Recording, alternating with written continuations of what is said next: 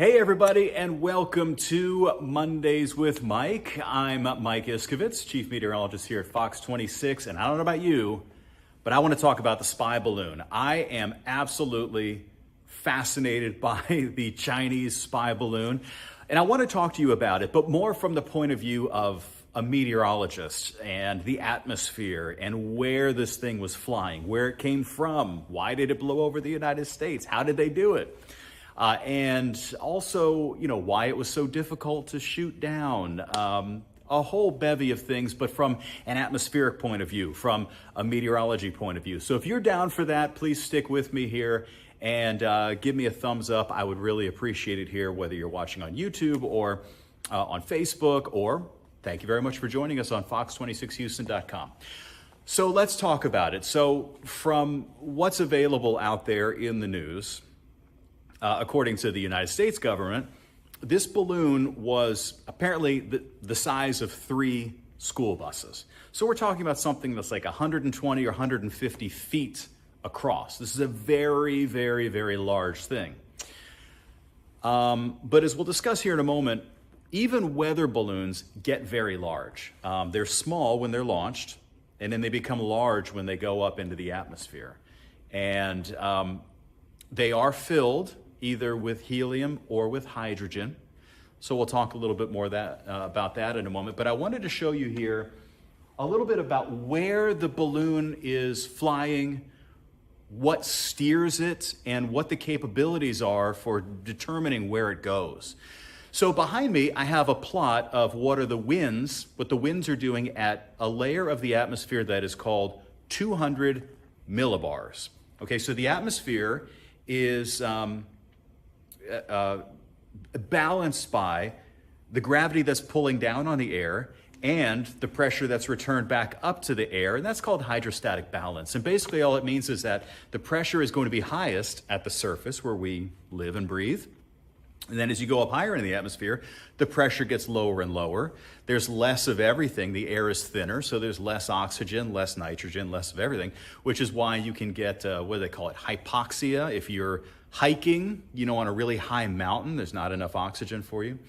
Well, that affects everything. It affects airplanes, it affects balloons. And for these very, very large balloons that are filled with helium or hydrogen, they can fly very high. So this is a map that shows us how the winds are blowing at a level of 200 millibars. That's about 20% of the pressure that's at the surface. And as far as our altitude here, we're up around 40 to 45,000 feet, roughly. Now, the balloon itself was probably above this level, probably more like 50 to 60,000 feet. But this will give us a rough idea here of what we're looking at as far as the wind flow and so forth. So I have China there on the left-hand side, and this is a look at the flow of the jet stream. And even if the balloon was a little bit against the jets, a little bit above the jet stream, how it flows off of the coast of China and then moves across the Pacific Ocean. And there are some very strong winds that blow it along the way. From there, it ended up here over the Pacific Northwest, which is one of the reasons why it was spotted over Montana. Those steering currents steer it in the very high parts of the atmosphere, 50,000, 55,000 feet, from China over to the United States. And you know what? Were it not shot down, it would have kept going most likely. It would have moved across the Atlantic, would have ended up getting steered into Europe, and then bounced around Europe and ended up probably over Russia or maybe India. So this thing left unpopped would be carried around the world indefinitely unless it popped. So let's talk about the levels of the atmosphere and exactly where this thing was located.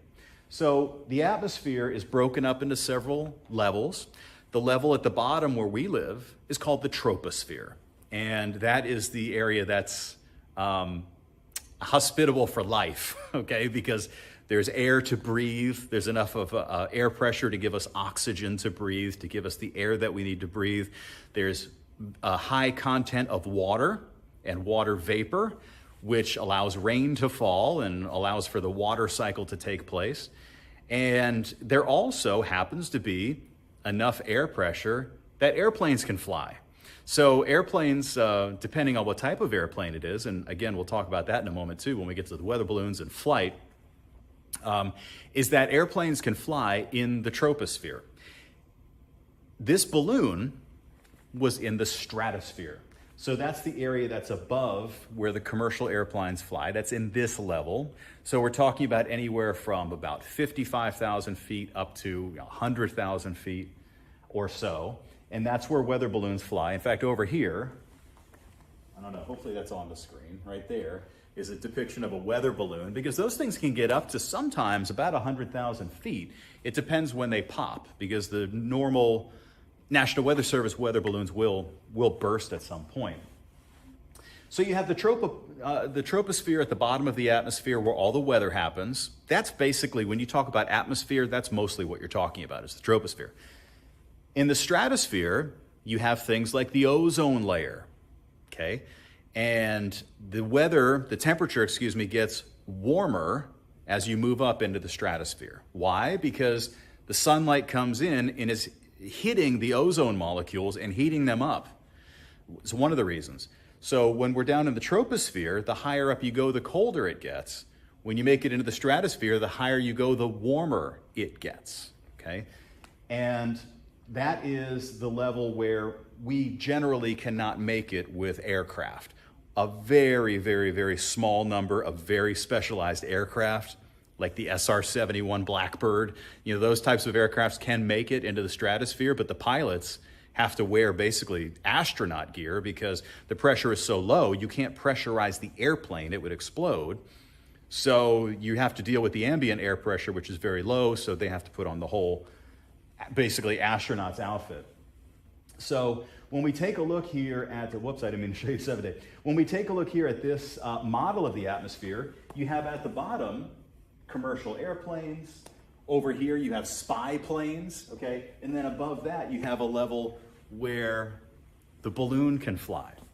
So I'm gonna break out my trusty, you know how much I love this, the whiteboard, okay? Love the whiteboard. We have to thank meteorologist Lena Maria Arango for this one, because she suggested getting the whiteboard. And I knew I would enjoy it, but we have this here, believe it or not, as sort of a, like, if everything crashes, like all of our computers crash, the internet goes out, it's the end times, then we can still use the whiteboard. As long as we're still broadcasting, we can still use the whiteboard to kind of draw our fronts and 7-day forecasts and things like that, as crazy as that sounds. I want to talk about, okay, so you have the different levels of the atmosphere. And this is going to relate to the balloon, okay? So I want to draw this where you can see it. So here's the ground. Okay, that's the ground, and let's put a tree there, okay? And here's where you have clouds. This is where you would have a big thunderstorm cloud, like that. Let me draw the anvil a little bit better. You'd have an anvil going like this, okay? And we'll draw a lightning bolt coming out of that one. So this area up here is called the tropopause, and this is where all the weather that we care about happens. Everything. Hurricanes and tornadoes and rain and the water cycle, all that stuff happens here. Up here is where the balloon was. Okay, so let's put the balloon, and then we'll have hanging from it some spy equipment. Okay, that's where the balloon was. So why is it tricky to see? Why would they use a balloon instead of satellites? Okay, there's so many questions, right? This is why I find this so fascinating. So let's just concentrate here on the stratosphere. So again, here is where all the weather happens. Up here, yes, there is stratospheric weather. There's things like, for example, the ozone hole is observed in the stratosphere. If we didn't have the stratosphere, we would all be getting very dangerous levels of radiation, of UV radiation. We would have skin cancers and all kind of, your DNA getting ripped apart and stuff by being exposed to the UV radiation that's blocked up here in the stratosphere. All right? But it's difficult to access. And here's why. So down here, where we live at the surface, let's draw a picture of you. This is you watching. Okay, that's you. So you live down here, we're around 1,000 millibars. That's pressure, it's just basically pressure. You could think about 1,000 millibars, it's also described as 1 atmosphere. You could also, if you have a wall barometer, it's like 29.9 or so inches of mercury. So the airplanes are up here, okay? Well, you have a lot of different airplanes, but let's put like commercial airplane up here. Okay, here's United Airlines. And why does United, well, wait, it needs to have an engine. Why does United Airlines fly up here and not down here? Well, airplanes want to go fast, right? Okay, balloons we'll talk about here in a minute. Airplanes want to go fast. The lower you are in the atmosphere, the slower you have to go. The higher up you can go faster, because the way airplanes work is you have, and you may have seen this diagram, okay, where you have an arrow this way, an arrow that way, one this way and one that way. Okay, so this is lift, this is drag, this is the weight. You could also, gravity, and then this is thrust. So when you go really high up in the atmosphere, so the jet aircraft, like if you're on a United Airlines flight going from Houston to New York or something like that, he'll probably, or she'll, probably take it up to about 38,000 feet, give or take. 37,000 feet, maybe it's 38,500 feet. They have a limitation for how high they can fly, because the higher you go, the less lift you get. There's less air to push to keep the airplane up, to provide pressure on the bottom part of the wing. So the higher up you go, you get less lift. Okay, so this arrow gets smaller. You get less drag also because the air is thinner, so that's good. You also get less thrust because there is not as much air to go through the turbines and stuff in the engine. And the weight stays the same. So the farther you go, the weight stays the same. You have less thrust, less drag, and less lift. And also, and I'm not a pilot, but I like aviation and stuff, you have less control over the aircraft, like your ailerons and the elevators and the things that actually steer the plane don't work as well the higher you go, which is why those really high, the airplanes that can fly in the stratosphere have to be built completely differently. They don't look like a 767 or 777 or something like that. So that's why the level that the balloon was at, that's why the government said, initially, well, we're not worried about it affecting air travel or commercial planes, because this thing, this is at like 38,000 feet ish. And then this thing might have been at 55,000 feet. So this thing was really way up there in the clouds. Now, an interesting question then is, can it be steered? I mean, obviously you can steer an airplane. You can point an airplane any way you want it to go. But you can't really do that with a balloon unless you have some sort of engines strapped to the balloon, which even then sounds a little bit far-fetched. That doesn't typically happen. Now, remember the Hindenburg disaster. I mean, you did have blimps that go back 100 years ago. So these airships were developed and they were filled with hydrogen, right? They were filled with hydrogen. Now, the Goodyear blimp and the Metlight blimp and these different blimps are filled with helium. So let's talk a little bit about that and what this thing might have been filled with. I don't know, but I can tell you some of the factors that go into it. Okay, so with the airplane, remember we had lift and weight, we had thrust and drag, all affecting. So the Chinese spy balloon here, spy balloon, okay? So let's see, let's put a camera there, probably a camera or something. So this thing is just flowing along with the wind, really. Now, I did hear from a meteorologist, a couple different people on Twitter. There's a lot of smart people on Twitter. And one of the questions was, is this thing, they used the term maneuverable. I say they, it was sort of in the discussion about this balloon. They described it, and I think it even came from the government. In fact, I'm sure it came from the government, that or the Pentagon, is that they described the balloon as maneuverable. And so immediately I thought, balloons are not maneuverable. It's kind of like if you see a hot air balloon go up, it's not like you can steer it around. But what you can do with a hot air balloon, and what you could probably do with this thing, is adjust it going up and down.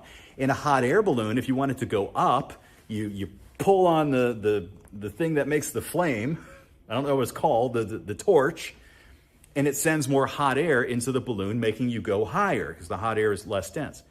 If you want to go down, then there's another thing you can pull that opens up the top of the balloon and lets the air out, and then you lose buoyancy.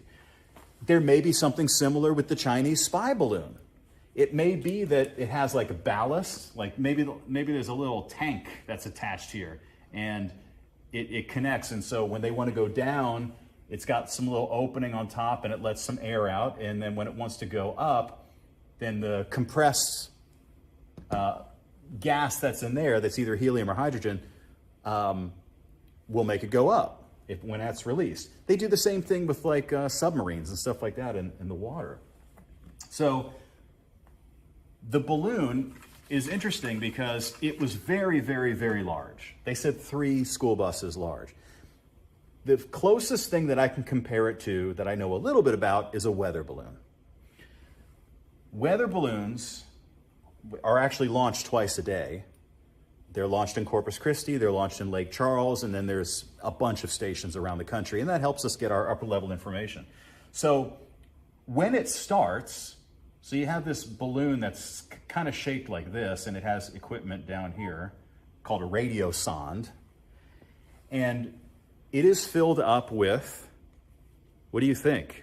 What do you think? I mean, what do you think it's filled with? What does it make sense that it's filled with? Helium would make sense, right? Yes, but they are filled primarily with hydrogen, which may surprise you, okay? It may surprise you. Hydrogen. Hydrogen. Hydrogen. Isn't hydrogen dangerous? Yes, it is. But hydrogen has some advantages, big advantages over helium. So if you were to fill this thing with helium, it would rise, but it wouldn't rise as far. And helium is expensive, very expensive, and it's also a limited resource. Like, we're going to run out of helium pretty soon, and that would be very wasteful. Helium, we only get helium from natural gas. And did you know, here's some, you can impress your friends at a party with this. I do believe that the national stockpile of helium is stored here in the Texas Panhandle in Amarillo, I believe. So you fill this thing with, I'm going to put an H for helium, and when it rises, it goes up in the air, and once it gets here, let's put the Chinese balloon here. Okay, there's the Chinese balloon there. When it gets up here, it can go as high as the Chinese balloon, absolutely, or even higher. It becomes very large. In fact, here it may be, let's say it's 6 feet across, and don't quote me on that, maybe it's 8 feet, but it's approximately that size. Up here, it's like 50 plus feet. So it gets really, really big, and eventually it pops. And when it pops, this device here, which measures temperature and pressure and things like that, it falls to the ground, and according to the National Weather Service, about 20% of them are found by people. And if you find one, there's an address on it, and there's prepaid postage, and literally you take it to the post office and you say, I found this, it belongs to the government, and they mail it back to the Weather Service office, and they say thank you. And I would love to find one, but they say about 20% of them get found. They pop, though. There's something about the Chinese balloon that it doesn't pop, and you could only assume that it is sort of reinforced to be much stronger than a normal weather balloon would be, which is why it doesn't make sense that this is just some rogue weather balloon that just happened to drift in the United States. That doesn't make any sense. It was a very specialized type of balloon. I don't know if it was filled with hydrogen or helium. Helium would be less dangerous or less hazardous for them to use because obviously if they used hydrogen, you all probably know this, hydrogen is explosive. Helium is not. Helium is completely inert. And so maybe the Chinese spy balloon was filled with helium, probably. If it was filled with hydrogen, then it would have been more dangerous for them. There wasn't any sort of explosion. And I think that the United States Air Force did that 100% intentionally. They didn't want the missile that they used to blow the whole thing up at all because they want to see what it is, right? So they purposely did not blow it up. They popped it. And so I don't know what was in it, hydrogen or helium. One other reason that hydrogen is used is that it's a renewable resource.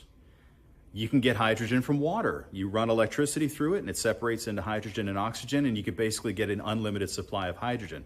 We have a limited, finite supply of helium that is going to run out one day. So anyway, a lot of people are watching the skies now. I'm watching the skies. I've gotten a picture from somebody who saw these white things in the sky, and it was actually like a little bit interesting to see, but my guess was that they were